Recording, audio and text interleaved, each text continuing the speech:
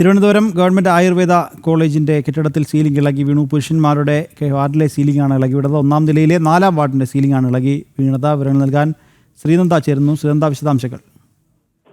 നിഖിൽ, നമ്മൾ ഇപ്പോൾ സ്ഥിരമായി മെഡിക്കൽ കോളേജുകളും അതുപോലുള്ള ആശുപത്രികളിലെയും ദുരവസ്ഥകൾ റിപ്പോർട്ട് ചെയ്യുന്നുണ്ട്. ഇപ്പോൾ ഇതാ പുറത്തു വന്നിരിക്കുന്നത് തിരുവനന്തപുരം ആയുർവേദ കോളേജിലെ പുരുഷന്മാർ വാർഡിലെ ഒരു ദുരവസ്ഥയാണ്. അവരുടെ സീലിംഗ് 4-ാമത്തെ വാർഡിലെ 1-ാം നിലയിലെ 4-ാം വാർഡിന്റെ സീലിംഗ് ആണ് ഇപ്പോൾ ഇളകി വീണിരിക്കുന്നത്. രോഗികളെല്ലാം അവിടെ കിടക്കുന്ന ആ ദൃശ്യങ്ങളിലൂടെ നമുക്ക് കാണാൻ സാധിക്കും. ആ രോഗികൾ കിടക്കുന്നതിന്റെ അടുത്തുള്ള തൊട്ടുമുകളിലുള്ള സീലിംഗ് ആണ് ഇപ്പോൾ ഇളകി വീണിരിക്കുന്നത്.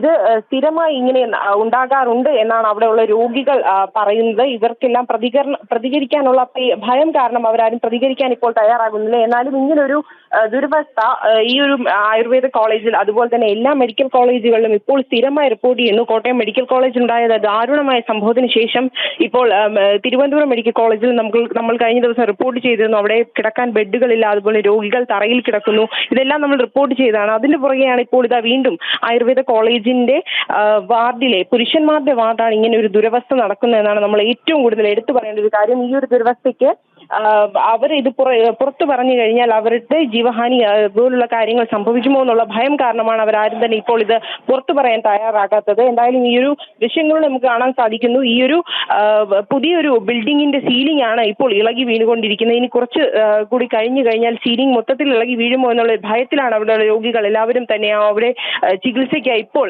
നിൽക്കുന്നത്. നിഖിൽ, ശരി ശ്രീനന്ദ.